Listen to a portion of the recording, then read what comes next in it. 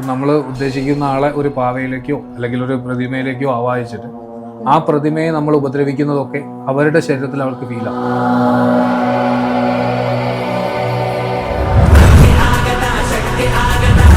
ആ ബാധയെ നമ്മൾ അതിലേക്ക് ആവാഹിച്ചിട്ട് അതിനെ നമ്മൾ കത്തിച്ച് കളയുന്ന ചില രൂപങ്ങളുണ്ട്. അതല്ലെങ്കിൽ ചേറ്റിലോ ചെളിയിലോ അല്ലെങ്കിൽ മറ്റെവിടെയെങ്കിലും കൊണ്ടുപോയി താഴ്ത്തി കളയും.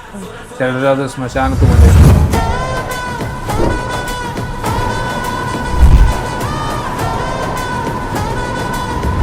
ഇപ്പോൾ ഈ കൂടോത്രം ഒക്കെ ചെയ്ത് കൊടുക്കുന്ന ആൾക്കാരുണ്ടാവുമല്ലോ, അല്ലെങ്കിൽ ഒരാളുടെ സഹായത്തോടു കൂടി ആയിരിക്കുമല്ലോ ഇതൊക്കെ ചെയ്യുന്നത്. അപ്പോൾ ഇദ്ദേഹത്തിന് ഭാവിയിൽ ഇത് തിരിച്ച് കിട്ടാനായിട്ടുള്ള ചാൻസസ് കൂടുതലല്ലേ? എൻ്റെ അമ്മ പോലും എന്നെ ചീത്ത പറയാൻ പേടിക്കുന്ന ഒരു അവസ്ഥയാണ്. ഉള്ള കാര്യം പറയുന്നതിനെന്താ, നേരിട്ട് വന്ന് അന്വേഷിക്കും.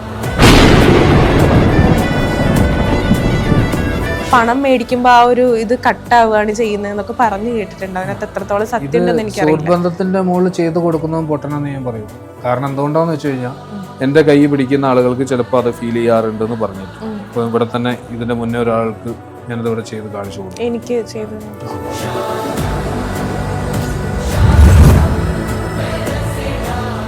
നമ്മൾ ഉദ്ദേശിക്കുന്ന ആളെ ഒരു പാവയിലേക്കോ അല്ലെങ്കിൽ ഒരു പ്രതിമയിലേക്കോ ആവാഹിച്ചിട്ട് ആ പ്രതിമയെ നമ്മൾ ഉപദ്രവിക്കുന്നതൊക്കെ അവരുടെ ശരീരത്തിൽ അവർക്ക് ഫീലാവും. അതിപ്പം ഇപ്പോഴത്തെ ഈ മോഡേൺ സയൻസിന്റെ അവസ്ഥയിൽ വരുന്ന ഈ ഹിപ്നോട്ടിസം പോലെയുള്ള പരിപാടികളിലൊക്കെ കാണിക്കുന്നുണ്ടല്ലോ. നമ്മുടെ കൈ ചൂടാകുമ്പോൾ മറ്റൊരാളുടെ കൈ ചൂടാകുന്ന പോലെ അത് ഇതിന്റെ തന്നെ ഒരു വേർഷനായിട്ട് തന്നെ വരുന്ന ഒരു അവസ്ഥയാണെന്ന് തോന്നുന്നു. അതിനെപ്പറ്റി എനിക്ക് കൂടുതൽ അറിയില്ല. എന്നാലും നമുക്ക് പെട്ടെന്ന് വിശ്വസിക്കാൻ പറ്റില്ല. ഇപ്പൊ നമ്മൾ അതിനെക്കുറിച്ച് അറിയാൻ പാടില്ലാത്തത് കൊണ്ടായിരിക്കാം മേ ബി. പക്ഷെ ഇങ്ങനെ ഒരു പാവയിലൊക്കെ ഇങ്ങനെ കൂടോത്രം ചെയ്ത് അതിനൊരു പ്രത്യേകതരം പാവകളൊക്കെയാണ് യൂസ് ചെയ്യുന്നതെന്നൊക്കെ കേട്ടിട്ടുണ്ട്. ഇതിനകത്തൊക്കെ എങ്ങനെയാണ് ഇതിന്റെ സത്യാവസ്ഥ എന്താണ്? അതിപ്പം ഒരാളെ നമ്മൾ നശിപ്പിക്കാനുള്ള അവസ്ഥയിൽ ഈ പാലുള്ള വൃക്ഷം എന്ന് പറയും. അതായത് പാലുള്ള വൃക്ഷം എന്ന് പറഞ്ഞാൽ പാല, പ്ലാവ്, മാവ്, ഇത് അതായത് കറ വരുന്ന അതാണ് പാലുള്ള വൃക്ഷം. ഈ വൃക്ഷങ്ങളുടെ ഒക്കെ ഇതുണ്ടാക്കി കാതലെടുത്തിട്ടോ അതിൽ രൂപം ഉണ്ടാക്കി കഴിഞ്ഞിട്ട് നമ്മൾ അതിനെ ആവാഹിക്കേണ്ട രീതിയിൽ ആവാഹിച്ച് അതിനെ ഏത് രീതിയിലാണോ ചെയ്യേണ്ടത്. അപ്പം നല്ലത് ചെയ്യാനാണ്. ഇപ്പം താങ്കളുടെ മേലൊരു ദോഷമായിട്ടുള്ളൊരു ബാധാ ദുരിതമുണ്ട്. അപ്പം ആ ബാധയെ നമ്മൾ അതിലേക്ക് ആവാഹിച്ചിട്ട് അതിനെ നമ്മൾ കത്തിച്ച് കളയുന്ന ചില രൂപങ്ങളുണ്ട്. അതല്ലെങ്കിൽ അതിനെ നമ്മൾ ഈ ചേറ്റിലോ ചെളിയിലോ അല്ലെങ്കിൽ മറ്റെവിടെയെങ്കിലും കൊണ്ടുപോയി താഴ്ത്തി കളയും. ചിലരത് ശ്മശാനത്ത് കൊണ്ടുപോയി താഴ്ത്തും. ഇത് ഓരോരുത്തരെയും അവസ്ഥയ്ക്ക് അനുസരിച്ചാണ്. ഇപ്പം നിങ്ങൾക്കും എനിക്കും പനി വന്നു, രണ്ടാളും പാരസിറ്റമോൾ കഴിച്ചു, നിങ്ങൾക്ക് മാറി എനിക്ക് മാറിയില്ല, അങ്ങനെ അനുഭവങ്ങൾ ഉണ്ടാവാറില്ലേ? അതുപോലെ തന്നെ ഓരോരോ അസുഖത്തിനും അതിൻ്റെതായ മരുന്നുകൾക്ക് മാറ്റങ്ങളുണ്ട്, അതിൻ്റെതായ പ്രക്രിയയ്ക്ക് മാറ്റങ്ങളുണ്ട്. സ്വാമി, ചില സ്ഥലങ്ങളിൽ നമ്മൾ കോഴീനെ വെട്ടുന്നതൊക്കെ കണ്ടിട്ടുണ്ട്. പക്ഷെ ചില സ്ഥലങ്ങളിൽ കുമ്പളങ്ങ മുറിക്കുന്നതാണ് കണ്ടിട്ടുള്ളത്. അപ്പോൾ അതെന്തുകൊണ്ടായിരിക്കും ആ കുമ്പളങ്ങ അതിനു വേണ്ടി എടുക്കുന്നത്? കുമ്പളങ്ങയിൽ അടങ്ങിയിരിക്കുന്ന അവസ്ഥകൾ തന്നെയാണ് അതിന് കാരണം. ഇപ്പോൾ നമ്മൾ കോഴിയിറച്ചിക്ക് പകരം വഴുതിനങ്ങ നേദിക്കുന്ന ഒരു സ്വഭാവമുണ്ട് ചില സ്ഥലങ്ങളിൽ. അതുപോലെ തന്നെ ആട്ടിറച്ചിക്ക് പകരം മുള്ളങ്കി എന്ന് പറയുന്ന സാധനവും നേദിക്കും. അങ്ങനെയൊക്കെയുള്ള അനുഭവങ്ങൾ പല സ്ഥലത്തും കണ്ടു. ഇത് ശരിക്കും ദേവനെ പറ്റിക്കുന്ന രൂപമല്ലേ? ഇപ്പം കോഴി വെട്ടേണ്ടടുത്ത് കോഴിയെ തന്നെ വെട്ടുക. ആ ആചാരത്തിന് ഭയന്ന് മാറി നിൽക്കേണ്ട ഒരു അവസ്ഥയല്ല.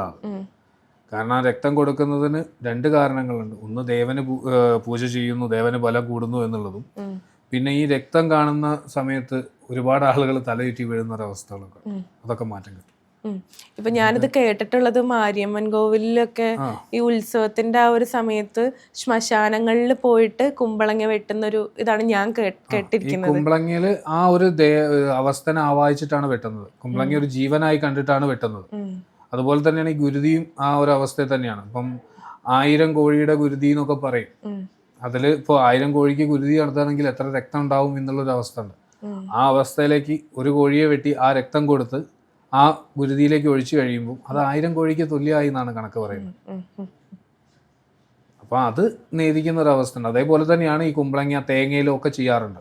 കുമ്പളങ്ങയിൽ വെക്കാറുണ്ട്, തേങ്ങയില്, കൂവളത്തുംകായ, ഇങ്ങനെയുള്ള അവസ്ഥകളിലൊക്കെ ചെയ്യാറുണ്ട്. ഇതൊക്കെ വെട്ടുന്നതും ഈ ഒരു ജീവനെ പ്രതിനാദം ചെയ്തു തന്നെയാണ് ഈ സാധനത്തിനെ വെക്കുന്നത്. ഇതിപ്പോ ഇപ്പൊ സ്വാമി പറഞ്ഞില്ലേ ദേവനെ പറ്റിക്കുന്നൊരു രീതിയാണ് എന്നുള്ളത്. ഇതിനൊക്കെ സെയിം എഫക്ട് തന്നെയായിരിക്കും കിട്ടുന്നത്, അതോ ഫലം കുറയുന്നുണ്ടോ അവിടെ? ഫലം കുറവല്ലേ കിട്ടുള്ളൂ. കാരണം അത് അതിൻ്റെതായ രീതിയിൽ ചെയ്യുന്നതും നമ്മളിപ്പം എന്താ പറയുക, ഇപ്പം നിങ്ങൾ തന്നെ ഒരു മൊബൈലിൽ ഡിസ്പ്ലേ മാറ്റാണ്. ജെനുവിൻ ഒറിജിനൽ കമ്പനിയുടെ ഡിസ്പ്ലേ മാറ്റുന്നതും ഡ്യൂപ്ലിക്കേറ്റ് ഒന്നും തമ്മിൽ വ്യത്യാസമല്ലേ. ഈ ഒരു അവസ്ഥ തന്നെ എനിക്ക് പറയാൻ പറ്റുന്നത്, കാരണം എൻ്റെ ഒരു അറിവിൻ്റെ അവസ്ഥ വെച്ചാണ് ഞാൻ പറയുന്നത്. ഇതിലിപ്പോൾ എത്രത്തോളം ലോജിക്ക് ഉണ്ടെന്ന് പറയാൻ എനിക്ക് കഴിയില്ല. പക്ഷെ ഞാൻ പറയുന്നത് ഈ രീതിയാണ്. കാരണം ചെയ്യുന്നുണ്ടെങ്കിൽ അത് വൃത്തിയായിട്ട് അതിൻ്റെതായ രീതിയിൽ തന്നെ ചെയ്യാം. ഇപ്പം ഗുരുതി എന്ന് പറയുന്നത് ചുവന്ന ഒരു അവസ്ഥയിലേക്കാണ് കാണുന്നത്. പല ഗുരുതികളും ഉണ്ട്, നാഗത്തിന് വരെ ഗുരുതി ഉണ്ട്. അപ്പോൾ അതിനൊക്കെ മാറ്റങ്ങളുണ്ട്. പക്ഷെ ഗുരുതി എന്ന് പറയുന്നത് നമ്മൾ ഉദ്ദേശിക്കുന്നത് ഈ ഒരു ചുവന്ന വെള്ളം മഞ്ഞളും ചുണ്ണാമ്പും കൂട്ടിയിട്ടാണ് ഇത് ഉണ്ടാക്കുന്നത്. ഇതെന്തിനാ ചുവന്ന കളറിൽ തന്നെ ചെയ്യുന്നത്? രക്തത്തിന്റെ ഒരു ആണല്ലോ. പിന്നെ രക്തം കൊടുത്താൽ പോലെ രക്തമാണെന്ന് പറഞ്ഞു കഴിഞ്ഞിട്ട് വെറുതെ വെള്ളം കോരി ഒഴിക്കുന്നതും രക്തം കൊടുക്കുന്നതും രണ്ടും രണ്ടല്ലേ. ഇപ്പോൾ ഈ കൂടോത്രം ഒക്കെ ചെയ്ത് കൊടുക്കുന്ന ആൾക്കാരുണ്ടാവുമല്ലോ, അല്ലെങ്കിൽ ഒരാളുടെ സഹായത്തോടു കൂടി ആയിരിക്കുമല്ലോ ഇതൊക്കെ ചെയ്യുന്നത്. അപ്പോൾ ഇദ്ദേഹത്തിന് ഭാവിയിൽ ഇത് തിരിച്ച് കിട്ടാനായിട്ടുള്ള ചാൻസസ് കൂടുതലല്ലേ? അത് ഞാൻ ആദ്യമേ പറഞ്ഞല്ലോ, ഉപ്പ് തിന്നവൻ വെള്ളം കുടിക്കും. അപ്പം ഞാൻ ഈ സാധനം ചെയ്തു കൊടുക്കുന്നത് വളരെ കുറവാണ്. ഞാൻ ചോദിച്ചത് ചെയ്തു കൊടുക്കുന്ന ആൾക്കുള്ളതാണ്. അപ്പൊ ഇത് ചെയ്ത് തീർക്കുന്നവനും ഉണ്ട്, തീർക്കുന്നവനും അതിൻ്റെതായ ഗുണങ്ങളും ദോഷങ്ങളും ഉണ്ട്. ഇപ്പം ചെയ്തു കൊടുക്കുന്ന ആള് ഇപ്പം എന്താ പറയാ, നമുക്കിപ്പം ഞാൻ ആദ്യമേ പറഞ്ഞു, നിങ്ങൾക്ക് ആർക്കാണോ കിട്ടുന്നത് എന്ന് എനിക്കറിയില്ല. ആരാണോ ചെയ്തവന് കിട്ടും എന്ന് പറഞ്ഞിട്ടുണ്ടായിരുന്നു. അതേപോലെ തന്നെയാണ് ഇപ്പൊ ഈ ഒരു അവസ്ഥയിൽ അദ്ദേഹം ചെയ്തു കൊടുത്തത് നിങ്ങൾ നശിക്കാൻ വേണ്ടിയിട്ടാണ് ഒരാൾ ചെയ്തു വെച്ചിരിക്കുന്നത്. നിങ്ങൾ എൻ്റെ അടുത്താ വരുന്നത്. ഇപ്പൊ എൻ്റെ രീതിക്ക് ഞാനത് തീർക്കുന്ന സമയത്ത് ഇതിനെ തിരിച്ചയക്കുന്ന ഒരു സ്വഭാവം എനിക്കുണ്ട്. ഇതാ കർമ്മിയുടെ അടുത്ത് ചെല്ലും. അയാളുടെ ഗുണദോഷ ഭാവങ്ങൾ അനുസരിച്ചാണ് അയാൾക്ക് പിന്നെ അതിന്റെ ബുദ്ധിമുട്ടുണ്ടാവുക.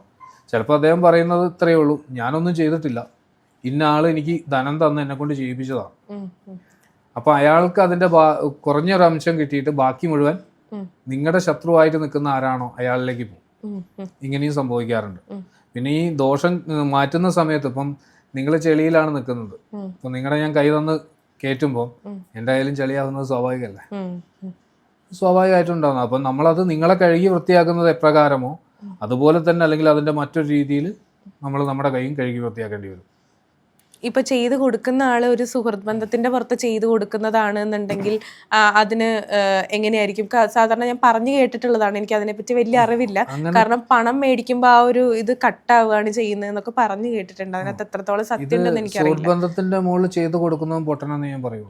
കാരണം എന്തുകൊണ്ടാന്ന് വെച്ച് കഴിഞ്ഞാൽ, ഈ ഒരു അവസ്ഥയിൽ നമ്മൾ ഒരാൾക്ക് ചെയ്തു കൊടുത്തു കഴിഞ്ഞാൽ അതിന്റെ സത്യാവസ്ഥ എന്താണെന്ന് നമ്മൾ ചിന്തിക്കാനും കൂടി ഉണ്ടാവില്ല. ബന്ധങ്ങൾക്ക് കൂടുതൽ വില കൊടുക്കുന്ന ഒരു കർമ്മിയാവുമ്പോൾ അയാളുടെ അടുത്ത് വന്ന് പറയുന്ന വ്യക്തി കരഞ്ഞുകൊണ്ട് പറയാണ് എനിക്ക് ഇങ്ങനെ ഒരു ബുദ്ധിമുട്ടുണ്ടായി എന്ന് പറയുമ്പോൾ അത് ശരിയാണോ തെറ്റാണോ എന്ന് ചിന്തിക്കാതെ അതിനുവേണ്ടി പ്രവർത്തിക്കും. ഈ നമ്മുടെ അടുത്ത് വന്നവൻ തന്നെയായിരിക്കും ചിലപ്പം വലിയൊരു പ്രശ്നക്കാരൻ. അവൻ്റെ കൊള്ളതായ്മ കൊണ്ടായിരിക്കാം ചിലപ്പം അവർ മുന്നിട്ട് പണിതിട്ടുണ്ടാവും. അപ്പോൾ അത് മനസ്സിലാക്കാതെ നമ്മൾ അവനെ സഹായിക്കാൻ നിന്ന് കഴിഞ്ഞാൽ അതിൻ്റെതായ ബുദ്ധിമുട്ട് നമുക്കും ഉണ്ടാവും. ഇപ്പം എന്നെ ഉപദ്രവിക്കും എന്ന് പറഞ്ഞ പല ആളുകളുണ്ട്. എനിക്ക് ഒരു തെറ്റാണെന്ന് കണ്ടു കഴിഞ്ഞാൽ ഞാൻ എടുത്ത വഴിക്ക് ഞാൻ പ്രതികരിക്കും. അതിപ്പോൾ എന്ത് കാര്യങ്ങളാണെങ്കിലും ശരി. അപ്പം അതിന് എന്നെ കൊല്ലും എന്നൊക്കെ പറഞ്ഞ് ഇപ്പോൾ എൻ്റെ FB-ലൊക്കെ ഒരുപാട് ആളുകൾ വന്നിട്ടുണ്ട്. അവസാനം അവൻ പറഞ്ഞ സമയം കഴിയുമ്പോൾ ഞാൻ അവനെ തിരിച്ച് വിളിച്ചു ചോദിക്കാറുണ്ട്, ഇതുവരെ ഞാനൊന്നും ചത്തിയില്ലടോ എന്ന് തിരിച്ച് പറയുന്നൊരവസ്ഥ ഉണ്ടാവാറുണ്ട്. അപ്പോൾ അതുകൊണ്ട് തന്നെ ആ ഒരു അവസ്ഥയിലാണ് ഇപ്പോൾ ആളുകൾ എന്നെ കാണുന്നത്. പിന്നെ ഈ ഒരു കാര്യത്തിന് ഇറങ്ങിയതിൻ്റെ ശേഷം എനിക്ക് ഫ്രണ്ട്സ് വളരെ കുറവാണ്. കാരണം വല്ലാണ്ട് അടുക്കാനും പറ്റില്ല അകലാനും പറ്റില്ല എന്ന് പറയുന്ന രീതിയിലാണ് ഞാൻ പോകുന്നത്. ഫ്രണ്ട്സ് സംസാരിക്കുകയാണെങ്കിൽ ഞാൻ അവരോട് പറയാറുണ്ട്, എടാ ഇത് ഇങ്ങനെയാണ്, എനിക്കിത് ചെയ്യണമെങ്കിൽ കുറച്ച് കാര്യങ്ങൾ അന്വേഷിക്കണം, അത് നോക്കട്ടെ, എന്നിട്ട് ഞാൻ പറ്റുന്നെങ്കിൽ ചെയ്തു തരാം. അല്ലാണ്ട് ഓടി വന്ന് ചെയ്തോ എന്ന് പറഞ്ഞു കഴിഞ്ഞാൽ ഞാൻ ചെയ്തു തരില്ല. ഇനിയിപ്പോൾ എത്ര ബന്ധമുള്ളവനാലും ശരി. നമ്മളെ സംരക്ഷിക്കാനായിട്ടൊരു ഉപാസനാമൂർത്തി ഉണ്ട് എന്നുണ്ടെങ്കിൽ നമുക്ക് ഏത് വലിയൊരു തടസ്സമാണെന്നുണ്ടെങ്കിൽ, അല്ലെങ്കിൽ നമ്മളെ ആര് കുത്താൻ വന്നാലും ആ ഒരു മൂർത്തി സംരക്ഷിക്കും എന്നുള്ളതാണോ? സംരക്ഷണം എന്ന് പറയുന്നത് അവരവരുടെ ബലം പോലെ ഇരിക്കും. ഇപ്പം നമ്മളൊരു വേലിയുടെ പിന്നിൽ നിന്നും കഴിഞ്ഞിട്ട് ഒരാനയെ വെല്ലുവിളിച്ചിട്ട് വല്ല കാര്യമുണ്ടോ? ചുമര് പോലും ഇടിച്ചു പൊളിക്കുന്ന ഒരു അവസ്ഥയായിരിക്കും ആനയ്ക്ക് ഉണ്ടാവുക. അപ്പോൾ അതിൻ്റെ മുന്നിൽ ഇരുന്ന് കണ്ട് നമ്മൾ ബലം പിടിച്ചിട്ട് കാര്യമില്ല. അപ്പം നമ്മുടെ ദേവതയുടെ ബലം എന്താണ്, ആ ബലത്തിന് എത്രത്തോളം മുകളിലേക്ക് എത്തിക്കാൻ പറ്റും എന്നുള്ളത് നമ്മൾ തന്നെ ചിന്തിക്കേണ്ടതാണ്. അത് ഈ ഉപാസന എന്ന് പറയുന്ന ഒരു അവസ്ഥ എന്ന് പറഞ്ഞു കഴിഞ്ഞാൽ ദേവതയോട് താതാത്മ്യം പ്രാപിക്കുക എന്നുള്ള, ദേവത എങ്ങനെ ഇരിക്കുന്നു അതുപോലെ തന്നെ ഉപാസകനും ഇരിക്കുക എന്നുള്ളതാണ്. അതാണ് ഉപാസന എന്ന് പറയുന്നത്. അപ്പോൾ ഈ ഒരു അവസ്ഥയിൽ ആ ദേവതയ്ക്ക് മാക്സിമം പവർ കൊടുക്കാൻ ആ ദേവതയെ പൂജിച്ചുകൊണ്ടിരിക്കുകയാണ്. ആ ദേവതയ്ക്ക് പവർ കൂടും. അപ്പം ഏകദേശം നമ്മളിലേക്ക് വരുന്നതിനെ അതിനെ തട്ടി മാറ്റാനും വെട്ടി മാറ്റേണ്ടതിനെ വെട്ടി മാറ്റാനും ദേവത തന്നെ ഇറങ്ങും എന്നുള്ളൊരവസ്ഥ. അതിപ്പോൾ എൻ്റെ തന്നെ അനുഭവങ്ങൾ ഒരുപാടുണ്ട്. ഇപ്പൊ അങ്ങനെ ഏതെങ്കിലും ആളുകൾ ഇങ്ങനെ പറഞ്ഞിട്ടുണ്ടോ, അല്ലെങ്കിൽ സ്വാമിയുടെ മനസ്സ് വിഷമിപ്പിക്കുമ്പോൾ അങ്ങനെ എന്തെങ്കിലും അനുഭവങ്ങൾ ആളുകൾക്ക് ഉണ്ടായതായിട്ട്? ഒരുപാട് ആളുകളുണ്ട്. എൻ്റെ കൂടെ നടക്കുന്നവർക്ക് തന്നെ ഒരുപാട് അനുഭവം ഉണ്ടായിട്ടുണ്ട്. കാരണം ഞാൻ ദേഷ്യം പിടിച്ച എന്തെങ്കിലുമൊക്കെ പറഞ്ഞു കഴിയുമ്പോഴൊക്കെ അനുഭവങ്ങൾ ഉണ്ടാവാറുണ്ട്. ചില സമയത്ത് എടാ അങ്ങ് പോരെന്ന് പറഞ്ഞിട്ടും അവർ പോന്നിട്ടില്ലെങ്കിലും അവർക്ക് ചില ബുദ്ധിമുട്ടുകൾ ഉണ്ടായ അനുഭവങ്ങൾ ഒരുപാടുണ്ട്. അപ്പം എന്താ പറയുക, എൻ്റെ അമ്മ പോലും എന്നെ ചീത്ത പറയാൻ പേടിക്കുന്ന ഒരവസ്ഥയാണ്. ഉള്ള കാര്യം പറയുന്നതിനെന്താ, നേരിട്ട് വന്ന് അന്വേഷിക്കുക. കാരണം അമ്മയ്ക്ക് 1-2 അനുഭവങ്ങൾ ഉണ്ടായതിനു ശേഷം അമ്മയ്ക്ക് ഇപ്പം എന്നോട് വഴക്ക് പറയാനൊക്കെ പേടി. ഒന്ന് ശ്രദ്ധിച്ചിട്ടേ കാര്യം, വഴക്ക് പറയില്ല എന്നല്ല, അമ്മയ്ക്ക് മക്കളെ വഴക്ക് പറയുന്നതിന് ഒരു തെറ്റും പറയാൻ പറ്റില്ല, പക്ഷെ ആവശ്യമാണെങ്കിൽ മാത്രമേ പറയാറുള്ളൂ എന്നുള്ളൊരവസ്ഥയിലേക്ക് വീട്ടിലെത്തിയിട്ടുണ്ട്. അനുഭവം എന്തെങ്കിലും ഉണ്ടെങ്കിൽ അമ്മ ഒരു വട്ടം എന്നെ ഒരു ആവശ്യമില്ലാത്തൊരു കാര്യത്തിന് വഴക്ക് പറഞ്ഞു. ഞാൻ അമ്മയോട് പറഞ്ഞു, അമ്മ ഞാനത് ചെയ്തിട്ടില്ല. കുറേ പ്രാവശ്യം പറഞ്ഞിട്ടും പുള്ളിക്കാരി അത് കേൾക്കുന്നില്ല, ഇങ്ങനെ വഴക്ക് പറഞ്ഞുകൊണ്ടിരിക്കുന്നു. അങ്ങനെ ചെയ്തില്ല, അങ്ങനെ ചെയ്തു, ഞാനത് ചെയ്തിട്ടില്ല. എന്നിട്ടും നിങ്ങളിങ്ങനെ പറയുകയാണെന്നുണ്ടെങ്കിൽ കിട്ടണ നിങ്ങൾ മേടിച്ചോളിയെന്ന് പറഞ്ഞു. ഞാൻ സിറ്റ് ഔട്ടിലേക്ക് എത്തിയിട്ടില്ല, കിച്ചണിൽ അമ്മ വീണിട്ടുണ്ട്.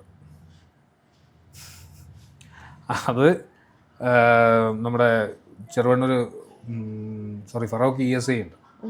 ESIയിൽ കൊണ്ടുപോയി കാണിച്ച സമയത്ത് ഡോക്ടർ അത് ചെക്ക് ചെയ്തിട്ട് സർജറി വേണം എന്ന് പറഞ്ഞത്. ലിഗ്മെൻറ്റ് പൊട്ടിയിട്ടുണ്ട്, സർജറി വേണമെന്ന് പറഞ്ഞത്.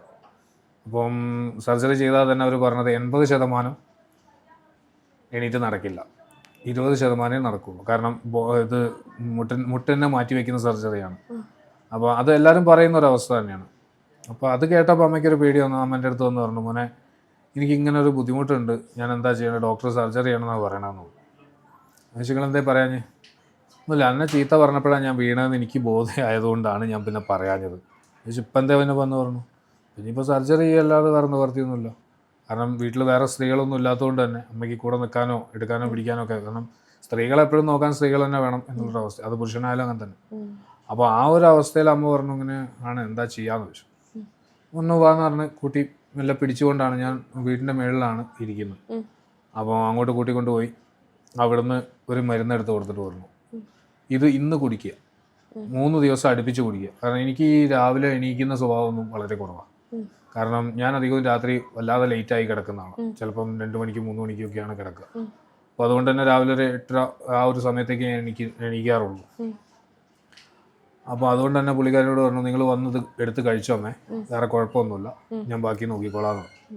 അപ്പോൾ അന്ന് പുള്ളിക്കാരി എന്നോട് പറഞ്ഞു, അത് കഴിച്ചു കഴിഞ്ഞാൽ എന്നോട് പറഞ്ഞു, ഞാൻ ഇനിയൊന്ന് താഴോട്ട് ഇറക്കിത്താ. ഞാൻ പറഞ്ഞു, നിങ്ങൾക്ക് വേണമെങ്കിൽ പോയാൽ മതി. എന്നോട് പറഞ്ഞു, എടോ ഞാൻ ഈ പറഞ്ഞിട്ട് കയറി വന്നാൽ എനിക്ക് ഇറങ്ങാൻ കഴിയണ്ടേ, വേണമെങ്കിൽ ഇറങ്ങിയാൽ മതി, ഇല്ലേ അവിടെ ഇരുന്നോളാൻ പറഞ്ഞു. അപ്പോൾ പുള്ളിക്കാരി മനസ്സോടെ നടന്നു. ഞാനത് ഇങ്ങനെ നോക്കി നിൽക്കണുണ്ട്. ഇങ്ങോട്ട് കയറി വന്ന് നടത്തല്ല തിരിച്ചിറങ്ങുമ്പോൾ എന്നുള്ളത് എനിക്കറിയാം. അപ്പോൾ ആ ഒരു അവസ്ഥയിൽ പുള്ളിക്കാരി കൂളായിട്ട് സ്റ്റെപ്പ് ഇറങ്ങി. പകുതി ഇറങ്ങിയപ്പോൾ ഞാൻ ചോദിച്ചു, നിങ്ങളെങ്ങോട്ടാ പോകണമെന്ന് ചോദിച്ചു. ഞാൻ താഴോട്ട്, നിങ്ങൾക്കെല്ലാം ഇറങ്ങാൻ പറ്റില്ലായിരുന്നു. അപ്പോഴാണ് പുള്ളിക്കാരി നോക്കുന്നത്, വേദനയ്ക്ക് നല്ല കുറവുണ്ട്. ആ കാലം വെച്ചാണ് ഇപ്പോഴും പുള്ളിക്കാരി നടക്കുന്നത്. ആ ടെസ്റ്റ് ചെയ്ത റിസൾട്ട് ഇപ്പോഴും വീട്ടിൽ പോകും. അപ്പോൾ ഇപ്പോൾ കഴിഞ്ഞ ദീപാവലിക്ക് എൻ്റെ ഒരു ശിഷ്യയുണ്ട്. പുള്ളിക്കാരി എന്ന് പറഞ്ഞു കഴിഞ്ഞാൽ നമ്മൾ അത്രയും വേണ്ടപ്പെട്ടൊരു കുട്ടിയാണ്. നല്ല ഇടിയും വയ്ക്കും, നല്ല രീതിയിലുമാണ്. എൻ്റെ ഒരുവിധം, അതായത് എൻ്റെ ഒരു 75% എൻ്റെ മൂർത്തികളെ പറ്റി അറിയുന്ന ഒരാളാണ്. എൻ്റെ ഒരു ശിഷ്യ തന്നെയാണ്. ആ പുള്ളിക്കാരി ഇതേപോലെ തന്നെ ദീപാവലീൻ്റെ 2 ദിവസം മുന്നേ വീട്ടിൽ വന്നപ്പം മുന്നോടി ദീപാവലിയാണ് വരണം കേട്ടോ, കാരണം വിളക്കത്തിക്കാനൊക്കെ ഉണ്ട് കാരണം.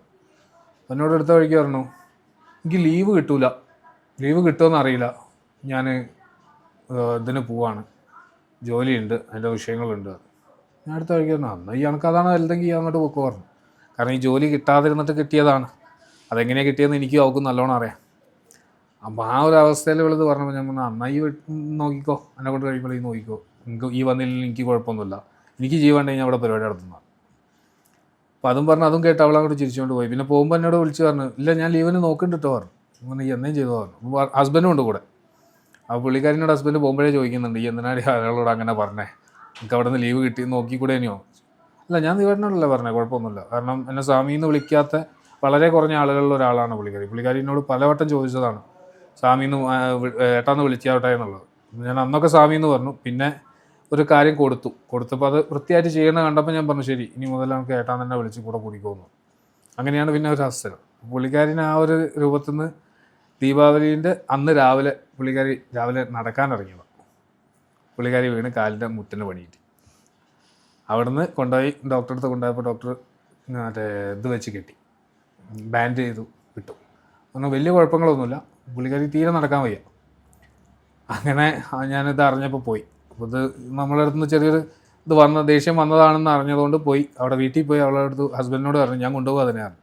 തന്നെ പറഞ്ഞു. ആ പുള്ളി പറഞ്ഞു പിന്നെ എന്താ വെച്ചാൽ ആയിക്കോട്ടെ പറഞ്ഞാൽ പുള്ളിക്കാരൻ ജോലിക്കും പോയി. വെളുതും 2 മക്കളും ഉണ്ട്. അപ്പോൾ അവരോട് പറഞ്ഞ് വണ്ടി കയറാൻ പറഞ്ഞു. അങ്ങനെ പുള്ളിക്കാരൻ പൊക്കിയെടുത്തിട്ടാണ് വണ്ടി കയറ്റണത്. അന്ന് തിരിച്ചു വന്നു, വീട്ടിൽ വന്നു, അതേപോലെ തന്നെ ഒരു മരുന്ന് കൊടുത്തു, അവിടുന്ന് എടുത്തു കൊടുത്തതാണ്. അങ്ങോട്ട് സ്റ്റെപ്പ് കയറാൻ കഴിയാതെ എൻ്റെ കയ്യെ പുറത്ത് തൂങ്ങിയാണ് കയറിയത്. തിരിച്ച് വയറ്റ് നടന്നു വരണം കണ്ടിട്ട് അവളുടെ മക്കൾ തന്നെ ചോദിച്ചിട്ടുണ്ട് എന്താ പറ്റിയമ്മ എങ്ങനെയാണ് അങ്ങനെ മാറിയെന്ന്. അങ്ങനെ ഒരു അനുഭവം അവിടെ ഉണ്ടായിട്ടുണ്ട്. പിന്നെ അതിന് ഒരാഴ്ച കഴിഞ്ഞാൽ ഡോക്ടർ പറഞ്ഞ എല്ലാ കാര്യങ്ങളും ചെയ്തു, മാറ്റമൊന്നുമില്ല. അവസാനം പിന്നെ ഞാൻ പോയി ഒഴിഞ്ഞ് കെട്ടിയതിൻ്റെ ശേഷമാണ് അത് മാറിയത്. അങ്ങനെയും അനുഭവങ്ങളുണ്ട്. അത് ആർക്ക് എന്തെന്നൊന്നുമില്ല, കൂടെ നടക്കുന്നവർക്ക് തന്നെ കിട്ടാറുണ്ട്. ചില സമയങ്ങളിലും അത് എൻ്റെ കൂടെ നടക്കണമെന്ന് അറിയാം. ചില മാറ്റങ്ങൾ എൻ്റെ ശരീരത്തിൽ മുഖത്തും വരും. ആ മുഖത്ത് മാറ്റം വന്നു കഴിഞ്ഞാൽ പിന്നെ ആരും വല്ലാണ്ട് വർത്തമാനം പറയാൻ നിൽക്കില്ല. അവിടെ തന്നെ അപ്പം തന്നെ ഓരോതായ രീതിയിലും മാറാറാണ്. സ്വാമി, നമുക്കൊരു പോസിറ്റീവ് എനർജീനെ നമുക്ക് എങ്ങനെ ഫീൽ ചെയ്യാൻ പറ്റും? പോസിറ്റീവ് എനർജി പറഞ്ഞു കഴിഞ്ഞാൽ സന്തോഷമാണ്. സന്തോഷം തന്നെയാണ്. സന്തോഷം തന്നെയാണ് എൻ്റെ ഫീൽ ചെയ്യാനുള്ളൊരവസ്ഥ. പിന്നെ നമ്മുടെ ബോഡിയിൽ എങ്ങനെ ഫീൽ ചെയ്യാമെന്നാണെങ്കിൽ, ഇപ്പം നല്ല രീതിയിൽ എനർജി ഉള്ള ഒരാളാണെങ്കിൽ അയാളുടെ അടുത്ത് പോകുമ്പോൾ നമുക്ക് ഇപ്പോൾ നമ്മുടെ ക്ഷേത്രത്തിലൊക്കെ പോകുന്ന സമയത്ത് ഉണ്ടാകുന്നൊരു ഫീലില്ലേ, നമ്മൾ വളരെ മൂടിയായിട്ട് പോയാലും ക്ഷേത്രത്തിലൊന്ന് പോയി കുറച്ച് നേരം അവിടെ ഇരുന്ന് കഴിയുമ്പോൾ നമുക്കൊരു പോസിറ്റീവ് എനർജി വരാറുണ്ട്, ഒരു സന്തോഷം വരാറുണ്ട്. ഈ സന്തോഷത്തിന് തന്നെയാണ് ആ പോസിറ്റീവ് എന്ന് പറയുന്നത്. പിന്നെ അതുപോലെ തന്നെ നമ്മൾ വലിയ വലിയ ക്ഷേത്രങ്ങളിലൊക്കെ പോകുന്ന സമയത്ത് നമുക്ക് ശരീരം തരിക്കുന്ന പോലെയോ അല്ലെങ്കിൽ ശരീരത്തിൽ എന്തൊക്കെയോ എഴയുന്ന പോലെയൊക്കെ തോന്നും. അതായത് ഉറുമ്പുകളൊക്കെ എഴയുന്ന പോലെയൊക്കെയുള്ള ഫീൽ ഉണ്ടാവാറുണ്ട്. ഇത് എനർജിയാണ്, അത് നമ്മുടെ ബോഡിയിലേക്ക് വരുന്നതാണ്. അത് ചില ആളുകൾ ഇപ്പം എൻ്റെ കൈ പിടിക്കുന്ന ആളുകൾക്ക് ചിലപ്പോൾ അത് ഫീൽ ചെയ്യാറുണ്ടെന്ന് പറഞ്ഞിട്ടുണ്ട്. ഇപ്പോൾ ഇവിടെ തന്നെ ഇതിൻ്റെ മുന്നേ ഒരാൾക്ക് ഞാനിത് ഇവിടെ ചെയ്ത് കാണിച്ചു കൊടുക്കും. എനിക്ക്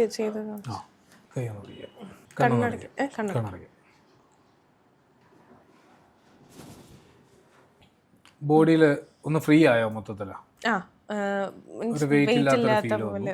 നമ്മൾ ഈ ഒന്നായിട്ട് ഉയർന്നു പോകുന്ന പോലെയുള്ള അല്ലേ, ഇത് തന്നെയല്ല ഉണ്ടാകുക. അത് തന്നെയാണ് ഈ ജപത്തിൽ പലർക്കും കിട്ടുന്ന ഏറ്റവും വലിയൊരു അവസ്ഥ. ഈ കുറേ നേരം ഇരുന്ന് മെഡിറ്റേറ്റ് ചെയ്യുന്ന സമയത്ത് ബോഡി ശരീരം ഭൂമി വിട്ട് പൊങ്ങുന്നതായിട്ടുള്ള ഫീല് കിട്ടും. ഈ ഇത് മണിക്കൂറുകളോട് കിട്ടുന്ന സാധനമാണ്. ഇപ്പം ഈ കുറഞ്ഞ സമയം കൊണ്ട് നിങ്ങൾക്ക് ഫീൽ ആയത്. അതോടെ തന്നെ ബോഡിയും മൈൻഡും ഒക്കെ ഒന്ന് ഫ്രീ ആവും അല്ലേ. അപ്പൊ എന്താ സംഭവിച്ചെന്നുള്ളൊരു അവസ്ഥ ചിന്തിക്കുന്നതിനോണ്ടാണ് ഈ ഒരു രൂപത്തിൽ തന്നെ നിൽക്കുന്നത്. അപ്പം ഏകദേശം കാര്യങ്ങൾ മനസ്സിലായി. ഇതാണ് എനർജി എന്ന് പറയുന്നത്. അതിപ്പം ഉപാസന എന്ന് പറയുന്ന ഒരു തലത്തിൽ ഇരിക്കുന്നതിനോട് നമ്മൾ നമ്മുടെ ശരീരത്തിൽ എടുത്തു വെക്കുന്ന എനർജിയാണ്. ഇപ്പൊ ഈ എനർജി നിങ്ങളിലേക്ക് വരുന്ന സമയത്ത് അതിലുള്ള പോസിറ്റീവിനെ എനിക്കാണ് വരുന്നത്, സോറി അതിലുള്ള നെഗറ്റീവ് എന്നിലേക്കാണ് വരുന്നത്, എന്നിലുള്ള പോസിറ്റീവാണ് നിങ്ങൾക്ക് വരുന്നത്. അത് കൺവേർട്ട് ചെയ്ത് വീണ്ടും അത് പോസിറ്റീവ് ആക്കുന്നത് എൻ്റെ രീതിയാണ്. മനസ്സിലാവും. അപ്പോൾ ഇത് ഈ ഒരു അവസ്ഥ കൊണ്ട് തന്നെ നമുക്ക് ഈ വേദനകൾ മാറുന്നുണ്ട്, പിന്നെ ചില അനുഭവങ്ങൾ ഉണ്ടാകും. അത് ജസ്റ്റ് ഫോൺ കോളിലൂടെ തന്നെ നമുക്ക് ചെയ്യാൻ പറ്റുന്നുണ്ട്, ഡിസ്റ്റന്റ് ആയിട്ട് ഇരുന്നിട്ടും ചെയ്യാൻ പറ്റും. ഇപ്പം ഗൾഫിലുള്ള ആളുകൾക്കൊക്കെ ഉള്ള പ്രശ്നങ്ങളൊക്കെ എനിക്ക് എൻ്റെ വീട്ടിൽ ഇരുന്നിട്ട് ചെയ്തു കൊടുക്കാൻ പറ്റാറുണ്ട്, അല്ലെങ്കിൽ ഞാൻ ജപിക്കുന്ന സ്ഥലങ്ങളിൽ ഇരുന്നിട്ട് ചെയ്തു കൊടുക്കാം. ആഫ്റ്റർ വണ്ടി ഓടിക്കുമ്പോൾ പോലും എനിക്ക് ചെയ്തു കൊടുക്കാൻ പറ്റുന്നുണ്ട്, ചെയ്തിട്ടുണ്ട്. അങ്ങനെയൊക്കെ ആളുകളും തെളിവുകളും ഉണ്ട്. Thank you so much.